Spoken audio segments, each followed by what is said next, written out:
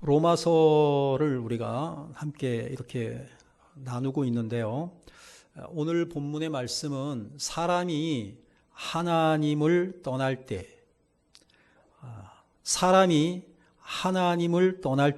어떻게 되는가, 그 결과에 대해서 말씀하여 주시고 있습니다. 하나님을 멀리하게 되고, 그리고 하나님을 부인하게 되고, 하나님을 믿지 아니하게 될 때 사람은 어떤 존재가 되는가? 한마디로 말하면 가장 비참한 존재. 하나님을 버리면 그냥 끝나는 거죠. 그런 존재가 된다. 저는 이 말씀을 묵상하면서 제 머릿속에 떠오르는 그림이 있었는데요. 이것입니다. 목자와 함께 한가롭게 그 풀을 뜯는 양떼가 있어요. 목자가 있고, 그리고 그 목자를 따르는 양떼들이 있습니다. 평화롭습니다. 걱정할 것이 없습니다. 그런데 그 가운데 한 마리 양떼가, 한 마리의 양이 그 무리를 떠났다라고 한번 생각을 해보죠. 그 양떼에서 양 한 마리가 그만 떠나버렸어요. 떠나서 자기 혼자 옆길로 가버렸어요. 그 옆길로 가게 된, 혼자 무리에서 떨어진 그 양의 결과는 어떻게 될까? 어떻게 될까요? 어떤 사나운 짐승이 그를 물어갈지, 그건 뭐 시간 문제죠. 시간 문제. 그래서 이 세상의 모든 초식 동물들은 절대로 무리에서 벗어나지 않습니다. 무리가 함께 행동합니다. 무리와 함께 행동하면 살고, 무리에게서 떨어지면 죽습니다. 무리에게서 떨어진, 혼자 떨어진 그 초식 동물은 그냥 보는 쪽이 임자야. 반드시 잡아서 먹히게 되는 거죠. 하나님을 떠난 존재가 그와 같다라는 것을 오늘 본문이 말씀하고 있고요. 그러다 보니까 오늘 말씀의 제목은 뭐가 되느냐 하면은 하나님을 가까이 하라. 한번 따라해 보시죠. 하나님을 가까이 하라. 하나님에게서 멀어지면은 안 된다는 것이죠. 하나님을 떠나게 되면, 하나님에게서 멀어지게 되면 그 사람은 어떤 존재가 되느냐? 세 가지로 나누어서 살펴보는데요. 첫 번째, 하나님을 떠난 존재. 첫 번째는 한번 읽어보시죠. 시작. 무지한 존재. 무지한 존재. 21절 오늘 본문을 함께 읽겠습니다. 시작. 하나님을 알되 하나님을 영화롭게도 아니하며 감사하지도 아니하고 오히려 그 생각이 허망하여지며 미련한 마음이 어두워졌나니 그랬어요. 스스로 지혜롭다고 여길지 모르지만 사실상 그 사람은 어리석은 존재다라고 22절에서 말씀하여 주시고 있어요. 세상에서 가장 어리석은 사람이 어떤 사람인가? 세상에서 가장 어리석은 사람은 하나님 앞에서 겸손하지 못하고 스스로를 지혜롭다라고 생각하는 사람입니다. 스스로를 지혜롭다고 생각하는 사람. 하나님 앞에서 겸손하게 무릎 꿇지 아니하고 하나님을 무시하고 나 스스로 나는 충분히 잘할 수 있다라고 지혜롭다고 생각하는 사람이 이 세상에서 가장 어리석은 사람이다. 그러면은 어떻게 해야 되느냐? 우리는 성경을 가까이 하고 하나님의 말씀에 귀를 기울이고, 그리고 지난 시간에 우리가 배웠던 것처럼 일반 계시를 통해서 하나님은 우리에게 또 하나님이 살아계심을 깨닫게 해주시잖아요. 일반 계시의 3대 통로, 첫 번째가 자연입니다. 자연. 따라해 보세요. 자연. 역사. 인간의 양심. 세 가지죠. 자연을 통해서도 우리는 하나님의 존재를 인식할 수가 있고요. 그 다음에 역사의 교훈을 통해서 우리는 하나님을 알 수가 있고, 그 다음에 하나님께서 우리 인간에게만 허락하신 양심을 통해서도 우리는 하나님의 존재를 인식할 수 있다라는 것이죠. 물론 특별 계시로 성경을 우리에게 주셔서 성경을 통해서 하나님이 어떤 분이신가라는 것을 구체적으로 자세하게 말씀하여 주시고 있는 것이죠. 이러한 특별 계시나 아니면 일반 계시를 통해서 하나님을 알면 알수록 우리는 하나님의 위대성 그리고 하나님을 경외하는 삶을 살 수 있게 된다라는 거예요. 우리는 왜 주일날 하나님께 나와 하나님께 경배하며 예배하며 하나님의 말씀을 듣는가? 이 말씀을 통해서 우리는 하나님을 더 알게 되고 하나님께 더 가까이 갈 수 있기 때문입니다. 그러한 하나님을 이사야 선지자가 만나게 되죠. 기도하다가. 나라의 지도자가 바뀌면서 왕이 바뀌면서 나라가 흔들리는 모습을 보면서 이사야 선지자가 하나님의 전에 나아가 기도하다가 하나님을 만나요. 하나님을 만나고 나서 그가 뭐라고 고백하느냐 하면 이렇게 고백합니다. 이사야 6장 5절 말씀입니다. 한번 읽어보죠. 시작. 그때에 내가 말하되 화로다 나여 망하게 되었도다. 나는 입술이 부정한 사람이요 나는 입술이 부정한 백성 중에 거주하면서 만군의 여호와이신 왕을 배웠음이로다 하였더라 그랬어요. 하나님을 만나고 나서 그 하나님이 얼마나 무섭고 두려운 존재로 여겨지는지, 그래서 하나님을 경외하며 또 그 하나님을 두려워하며 그가 이렇게 고백을 하고 있는 거예요. 그런데 하나님을 가까이 하면서 하나님께서 이 이사야에게 용기를 주시고 그리고 세상을 이기는 지혜를 주시고 그리하여서 하나님께서 세우신 목적대로 이스라엘, 유다 나라의 선지자로서의 사명을 감당하는 삶을 살게 되는 것이지요. 하나님을 멀리하게 되면 무엇이 두려워지느냐? 하나님을 멀리하게 되는 사람은 세상이 두려워집니다. 세상이 두려워지는 거예요. 하나님을 가까이 하는 사람은 하나님이 두려워져. 그런데 하나님을 가까이 하면은 하나님이 두려워지고 상대적으로 세상이 두렵지 않아. 그런데 하나님을 멀리하면 멀리할수록 하나님이 두려워지는 존재가 아니죠. 멀리 떨어지니까. 세상을 오히려 두려워하는 삶을 살게 된다는 거야. 그러면 세상을 두려워하는데 그 세상의 주관자가 누구냐? 어둠의 주관자가 누구냐? 그 어둠의 주관자는 바로 사탄이에요. 그러니까 하나님을 멀리하게 되면 사탄을 두려워하게 되는 거예요. 사탄을 섬기는 삶을 살게 되는 거예요. 우상을 숭배하게 되는 것이에요. 우상 숭배는 하나님의 영광을 썩어질 사람과 새와 짐승과 기어다니는 동물 모양의 우상으로 바꾸는 것이다. 그것이 바로 우상 숭배인데 오늘 본문 23절에서 그것이 뭐냐? 하나님께서 가장 가증하게 여기는 것이다. 하나님이 계셔야 할 자리에 하나님이 계셔야 할 자리에 대신 뭐냐? 우상을 갖다가 앉혀놔버리는 거예요. 이 세상에 많은 사람들이 이 하나님을 떠납니다. 하나님을 떠나다 보니까 우상을 섬기게 돼요. 오늘날에 많은 사람들이 섬기는 우상이 누구냐? 자기 자신이에요. 자기 자신이야. 그러니까 내가 생각하는 것이, 내가 옳다고 생각하는 것이 선이고 내가 바르다고 생각하는 것이 정의야. 자기가 법이야.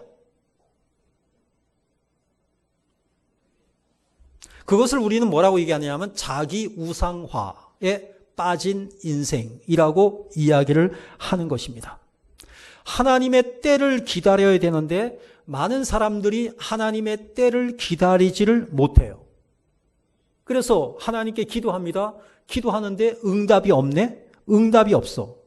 하나님께 기도하자마자 하나님께 기도하면은 길이 열려야 되는데 길이 열리지 않아. 문제가 해결되지 않아. 그러면 어떻게 해야 돼요? 내가 하나님께 기도하는데 기도 응답이 없어. 문제는 해결되지 않아. 길이 안 열려. 그럼 어떻게 해야 돼요? 하나님이 응답해 주실 때까지, 그것을 우리는 하나님의 때라고 얘기하죠. 하나님의 때를 뭐 해야 돼요? 기다려야 되는데 많은 사람들이 기다리지를 못해요. 하나님의 능력의 손이 짧기 때문이 아닌데 하나님의 때가 이르지 않았을 뿐인데 우리는 너무너무 성급해서 우리는 참지를 못하고 우리는 기다리지를 못한다는 것이죠. 여러분, 하나님께 기도하잖아요. 바로 응답이 없더라도 우리가 인내하면서 기도를 멈추지 않는다면 하나님의 때가 오면 반드시 하나님께서 응답해 주실 줄로 믿습니다. 문제를 해결해 주실 줄로 믿습니다. 그래서 우리는 믿는 사람들은, 우리 그리스도인들은 기다릴 줄 알아야 된다는 거예요. 그래서 믿음으로 인내할 줄 알아야 된다는 거예요. 여러분들이 지금 우리는 조급해. 우리는 생각하는 게 조급해. 당장에 뭔가가 돼야 되는데 안 돼. 그럴 때 좌절하는 거예요. 저는 어제인가요? 오늘 아침인가요? 가까운 여기? 아라뱃길에서 27세 된, 그리고 25세 된 자매가 체육복을 입고 거기에 물에 죽어서 떠 있는 거예요.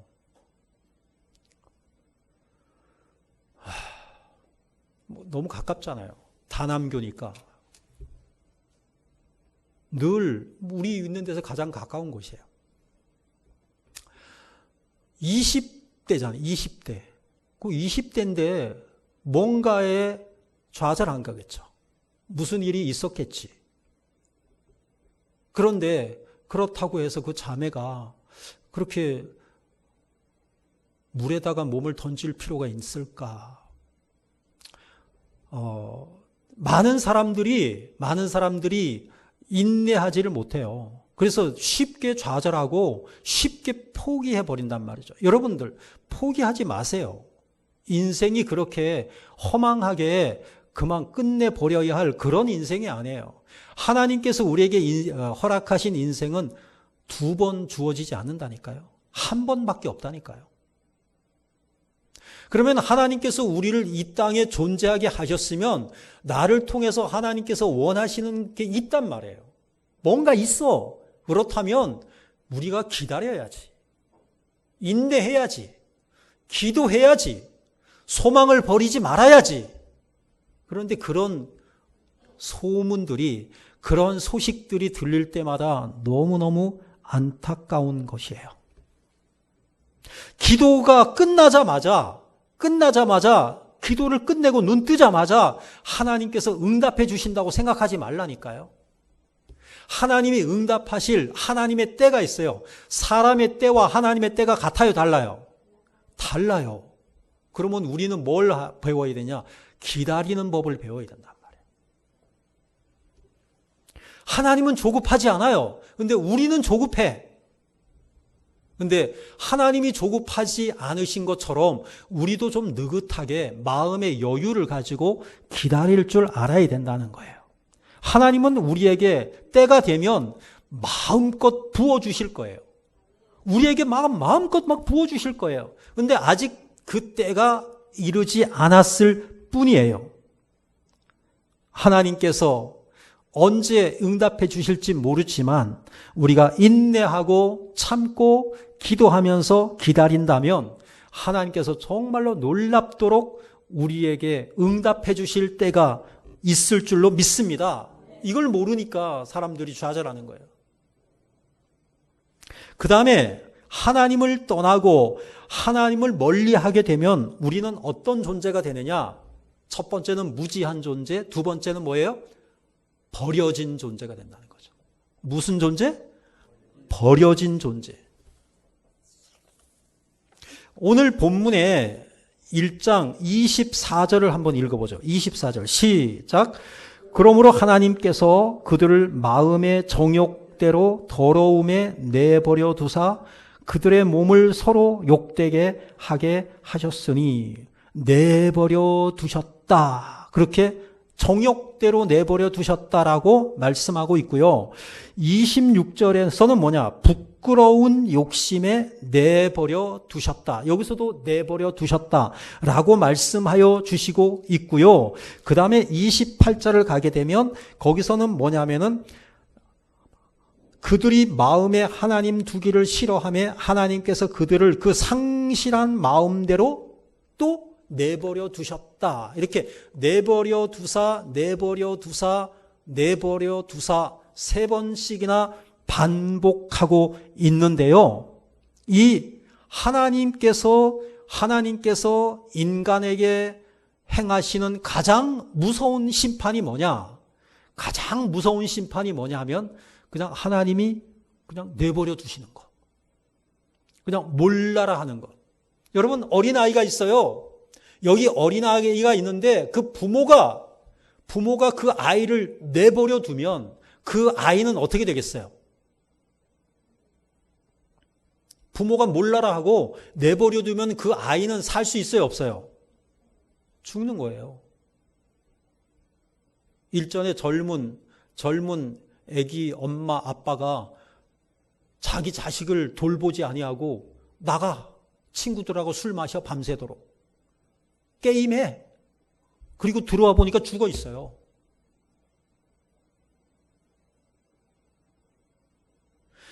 가장 무서운 형벌이 뭐냐? 하나님께서 우리를 내버려 두시는 거예요. 세상에서 가장 불행한 인생이 뭐냐? 내가 이 세상 일에서 인생에서 실패하는 것, 뭐 병든 것, 이런 것들이 가장 불행한 인생이 아니라 하나님이 나 몰라라 하는 인생, 하나님이 그냥 내버려 두신 인생이 가장 불행한 인생이다라고 하는 것입니다. 우리가 잘못된 길로 나아갈 때 하나님께서 못 본 척 하시고 그래 너 잘못된 길로 가라 라고 내버려 두면은 그 잘못된 길을 가는 그 인생은 뭐냐? 파멸이야, 파멸. 그래서 우리가 잘못된 길로 갔을 때에 하나님께서 우리에게 사랑의 매를 대시고 지팡이와 막대기로 내가 잘못된 길을 가는 것을 막으시고 하는 것이 얼마나 감사한 일인지 몰라요. 우리가 바늘 도둑질을 하고 있을 때 그것을 하나님께서 아시고 그때 나에게 사랑의 회초리를 대셨더라면 우리는 거기에서 그치는 거예요. 그런데 바늘 도둑을 했을 때 하나님께서 내버려 두시면 우리는 소도둑이 돼버리는 거예요. 나중에는 어찌할 수 없는 지경에까지 이룰 수밖에 없는 것이에요. 그래서 우리가 행복한 인생을 살기 위해서는 어떻게 해야 되느냐? 하나님의 음성에 귀를 기울여야 되는 거예요. 하나님의 음성에 귀를 기울여야 돼요. 귀를 모아가지고 하나님의 음성을 들으려고 해야 되는 거예요. 그래야만 우리는 바른 길을 갈 수가 있어요. 하나님의 말씀에 귀 기울이지 않으면 우리는 잘못된 길을 갈 수밖에 없어요.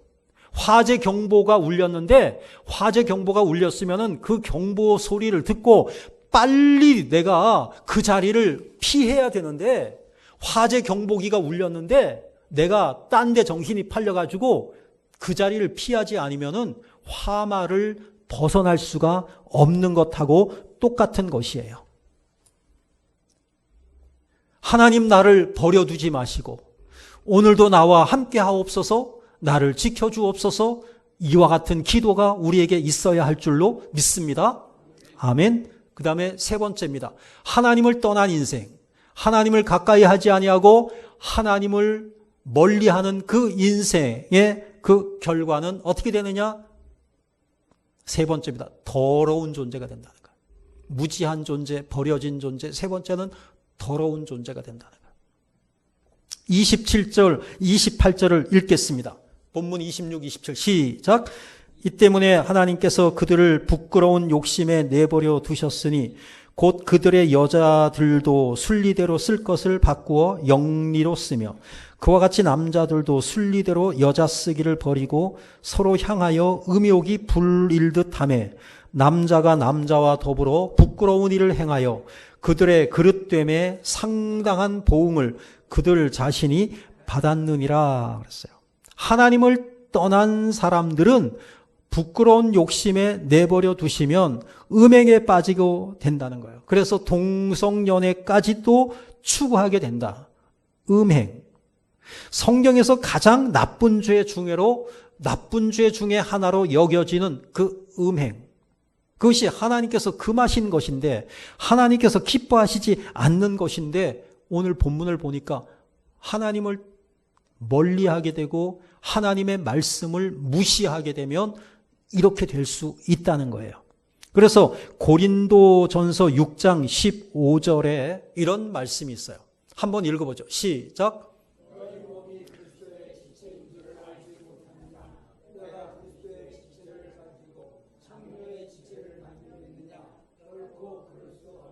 우리 몸이 그리스도의 지체래.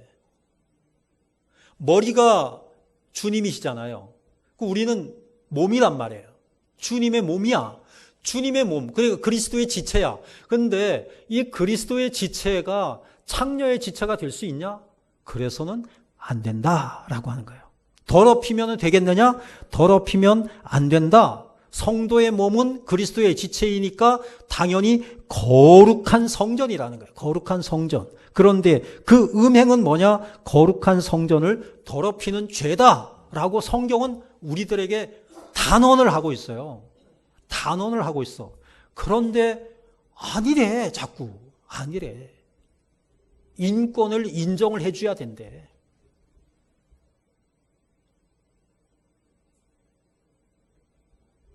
그래서 퀴어 축제니 뭐 하는 거예요. 우리가 하고 싶은 대로 내버려 두라는 거야.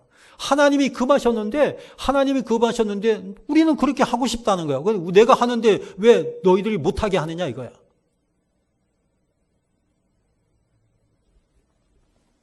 이 음행을 추구하게 되면 그 결과가 어떻게 되느냐? 이게 오늘날 우리 시대만 있는 게 아니에요. 과거에도 있었단 말이에요. 예수님 시대에도 있었고요. 구약 시대에도 있었단 말이에요. 구약 시대에 소돔과 고모라가 왜 멸망하죠? 소돔과 고모라가 타락했죠. 그런데 그 타락한 그 소돔과 고모라의 가장 큰 죄가 뭐죠? 그거예요. 동성연애예요. 동성연애. 하나님이 불바다를 만드셨단 말이에요. 오늘날 사람들이 이러한 것들, 이 동성연애는 우리의 권리야. 내가 하고 싶은 대로 그냥 간섭하지 마. 내버려둬. 왜 그래? 이렇게 얘기하면 그게 맞는 것 같아요. 그래, 그 사람들이 누구 돈을 빼앗는 것도 아니고, 누구 사기치는 것도 아닌데, 자기들 하고 싶다는데, 그걸 왜 내버려두지, 왜 간섭해? 이렇게 생각하면 그것도 맞는 것 같아. 근데 하나님이 아니래, 그거는. 하나님이 아니라니까 우리는 아니라는 것을 이야기해야 된단 말이에요. 소도마이트, 영어, 소도마이트, 이건 뭐예요? 동성연애 하는 사람들을 소도마이트라고 하는 거예요. 오늘 말씀의 제목은 뭐냐면은 이러한 범죄에서 이러한 그 음행의 그 결과로 인한 그 저주에서 우리가 벗어나기 위해서는 어떻게 해야 되느냐? 하나님을 가까이 해야 된다는 거예요. 하나님을 가까이 한다는 얘기는 하나님의 말씀을 귀하게 여기고 하나님의 말씀을 내 인생에 나의 길을 제시하는 그러한 말씀으로 받아들이고 그 말씀대로 내가 순종해서 사는 것을 이야기해요. 근데 하나님이 금하시고 있단 말이에요. 하나님을 떠나면 우리의 삶은 불행해질 수밖에 없습니다. 하나님을 떠나는 것은 하나님을 떠나는 것은 우리의 불행을 자초하는 것이에요. 하나님을 가까이 하면은 우리의 인생은 성공하는 거예요. 하나님의 인생을 가까이 하는 것이 우리의 인생을 성공으로 안내하는 비결이라고 하는 것이에요. 누구를 가까이 하느냐에 따라서 그 사람의 인생이 달라져요. 여러분들이 어떤 친구를 친구로 삼느냐에 따라서 여러분의 인생이 달라지는 것과 같아요. 어떤 친구를 만나면은 입에서 쌍욕이 나오고요. 늘 부정적으로 생각하고요. 세상을 비판적인 눈으로 바라보고요. 어떤 사람에 대해서 중상하고 시기하고 모략하고 이런 친구들을 가까이 하게 되면 나도 모르게 그 사람을 따라가게 돼 있어요. 그런데 반대로 그 사람을 만나면은 항상 웃고 그 사람은 항상 긍정적이고 항상 사람들을 사랑하고 그리고 만나면은 유익한 이야기를 해주고 나를 위해서 축복해주고 기도해주고 이런 사람을 만나게 되면 우리도 그 친구처럼 변하게 돼가지고 우리의 인생이 성공 인생으로 바뀌게 된다는 것이죠. 어떤 친구를 만나느냐에 따라서 우리의 인생이 달라질 수 있다는 것이에요. 그런데 여러분, 어떤 친구를 만나야 될까요? 여호수아에게는 갈렙과 같은 믿음의 친구가 있었고요. 바울이 바울 될 수 있었던 것은 바나바와 같은 그를 믿음의 길로 안내하는 그러한 좋은 사람이 옆에 있어 주었기 때문이다 라는 사실을 잊지 마시기를 주님의 이름으로 축복합니다. 여러분 옆에 계신 분들의 좋은 친구가 되시기를 바라고 그리고 서로 좋은 친구가 되어가지고 신앙으로 서로 격려해주고 서로 축복해주고 그러한 관계로 우리가 만날 때 우리의 신앙은 날로 하나님을 더욱더 가까이 하게 되고 그리고 우리의 인생이 행복하게 되는 줄로 믿습니다. 그러면 이 세상에서 가장 좋은 친구가 누구일까요? 이 세상에서 가장 좋은 친구는 바로 예수님이십니다. 나의 좋은 친구, 예수님. 무엇보다 가장 좋은 친구이신 하나님, 그 하나님을 가까이 하시는 우리 성도님들 되시기를 주님의 이름으로 축복합니다. 성경에서 가장 감동적인 말씀이 뭐냐? 예수님이 사람을 친구래. 예수님이 우리를 향해서 너는 내 친구야 이렇게 말씀하시는 거예요. 주님이 나를 친구 삼으셨어. 아멘? 나를 친구 삼으셨네. 주님이 내 친구가 되신데 여러분 누가복음 12장 4절에 이렇게 말씀하셔요. 예수님이 제자들에게 내가 내 친구 너희에게 말하노니. 제자들을 향해서 내가 내 친구 너희에게 말한다. 친구래. 요한복음 15장 14절에는 이렇게 말씀해요. 너희는 내가 명하는 대로 행하면 곧 나의 친구라. 우리가 어떻게 하면 예수님의 친구가 될 수 있느냐?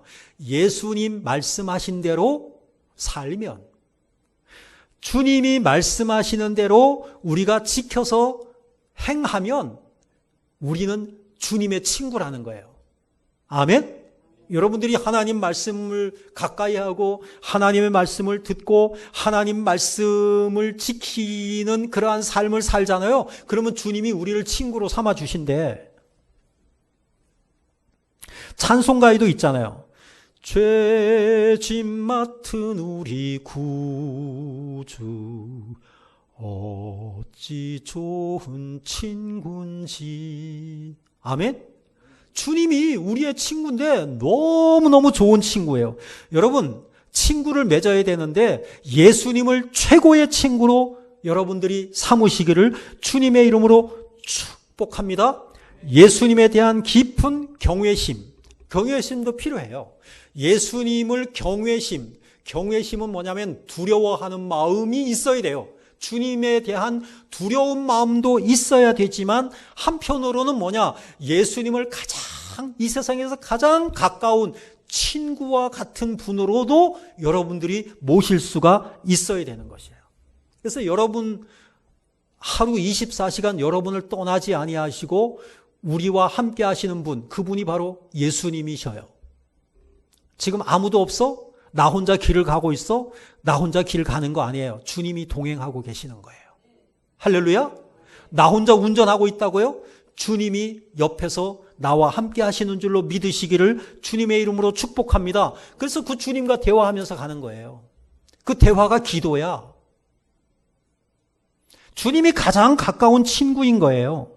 그래서 주님께 기도할 때, 하나님께 기도할 때 뭐 높고 높은 보좌 이렇게 기도할 필요 없어요. 그냥 주님, 아버지. 하나님이 우리의 아버지 되시잖아. 예수님이 우리의 구주가 되시잖아. 주님. 주님은 우리와 가까이 하시고 싶어 해요. 주님은 우리와 가까이 하고 싶어 해요. 아멘? 그럼 우리가 가까이 해야지. 주님이 우리와 가까이 하고 싶어 하시고 우리의 친구가 되어주시고 싶고 우리의 보호자가 되어주시고 싶고 하루 24시간 우리와 함께하여 주시고 싶단 말이에요. 근데 우리가 자꾸 주님을 멀리하면, 우리의 의식 속에서 하나님이 안 계시면, 주일날 교회에 와서 예배드리고 예배당을 딱 떠나면서 주님이 나에게서 그냥 내 의식 속에서 주님이 안 계셔. 그러면 안 된다는 것이죠. 내가 언제 어느 곳에 있더라도 주님이 나와 함께 하심을 우리가 인식하고 그 주님께 우리의 고민을 털어놓고 주님 앞에 가까이 하는 그러한 삶을 살 때 주님은 우리의 친구가 되어주시고 우리와 늘 함께하여 주시고 우리의 삶을 인도해 주신다. 주님이 우리의 삶을 인도해 주신다면 우리의 인생은 성공한 인생이 됩니다. 형통한 인생이 됩니다. 이 사실을 믿으시기 바랍니다.